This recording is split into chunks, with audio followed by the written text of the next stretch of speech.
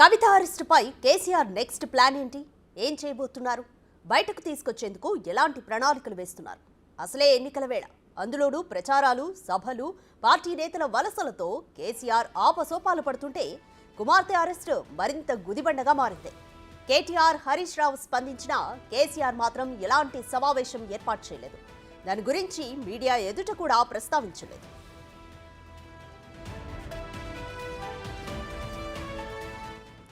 అయితే కవిత అరెస్టుపై సుప్రీంకోర్టులో పిటిషన్ వేస్తూనే మరోపక్క సీనియర్ న్యాయవాదులతో సమాలోచనలు చేస్తున్నట్లు తెలుస్తోంది.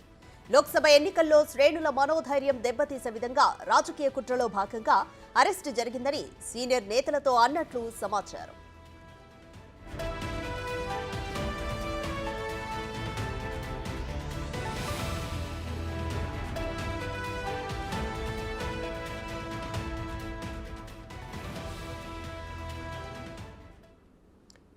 మోర్ డీటెయిల్స్ మా ప్రతినిధి సైదులు అందిస్తారు.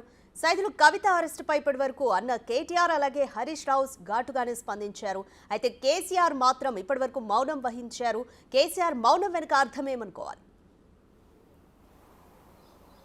ఎస్ సార్, రాధిక మీరు అన్నట్టుగా కవిత అరెస్టుపై ఇంతవరకు కేసీఆర్ స్పందించలేదు. హరీష్ రావు, కేటీఆర్ మాత్రమే స్పందించారు. హరీష్ రావు ముఖ్యంగా రాత్రి 8 గంటల సమయంలో ప్రెస్ కాన్ఫరెన్స్ నిర్వహించారు. ఈరోజు రాష్ట్ర వ్యాప్త నిరసనలకు పిలుపునిచ్చారు. కవిత అరెస్టుపై మోడీ దిష్టి బొమ్మలో దగ్ధం చేయాలని చెప్పేసి కూడా తను చెప్తున్నారు. సో ఈరోజు 10 గంటలకు రాష్ట్ర వ్యాప్తంగా బీఆర్ఎస్ పార్టీ శ్రేణులు మోడీ దిష్టి బొమ్మ దగ్ధ కార్యక్రమాలు చేపట్టబోతున్నారు. ఇక కేసీఆర్ వ్యూహం ఎలా ఉండబోతుంది అనేది కూడా మీరు అన్నట్టుగా చెప్పుకోవాల్సిందే. ఎందుకంటే కేసీఆర్ ఇప్పటికే సుప్రీంకోర్టు న్యాయమూర్తులతో సంప్రదిస్తున్నట్టు కూడా మనకు సమాచారం ఉంటుంది. సో ఈరోజు రేపు హాలిడే ఉండడం వల్ల సోమవారం ఖచ్చితంగా ఇప్పటికే కపిల్ సిబాల్ తోటి కేసీఆర్ మాట్లాడినట్టు కూడా మనకైతే సమాచారం ఉంటుంది. సుప్రీంకోర్టులో కవిత అరెస్టుపై సవాల్ చేసే అవకాశం అయితే కనిపిస్తుంది. సో ఇప్పటికే పార్టీకి సంబంధించిన కార్యక్రమాలు ఉన్న నేపథ్యంలో అభ్యర్థుల ఎంపిక అంటే ఇప్పటివరకు బీఆర్ఎస్ పార్టీ 11 మంది అభ్యర్థులు మాత్రమే ఖరారు చేసింది. పొత్తులో భాగంగా బీఎస్పీకి 2 సీట్లు కేటాయించింది. సో ఇక మిగిలిన 4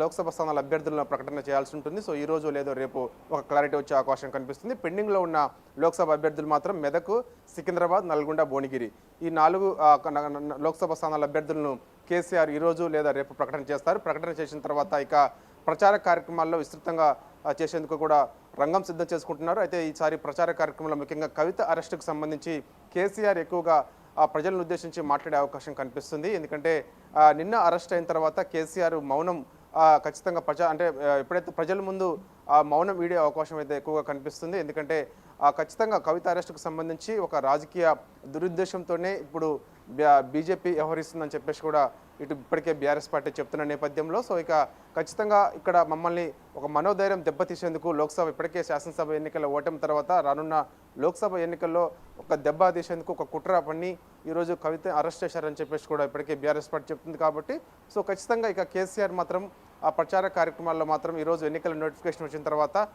ఇక వరుస బీఆర్ఎస్ పార్టీ ప్రచార కార్యక్రమాల్లో మాత్రం పదే కవిత అరెస్టుకు సంబంధించి మాట్లాడే అవకాశం అయితే ఎక్కువగా కనిపిస్తుంది.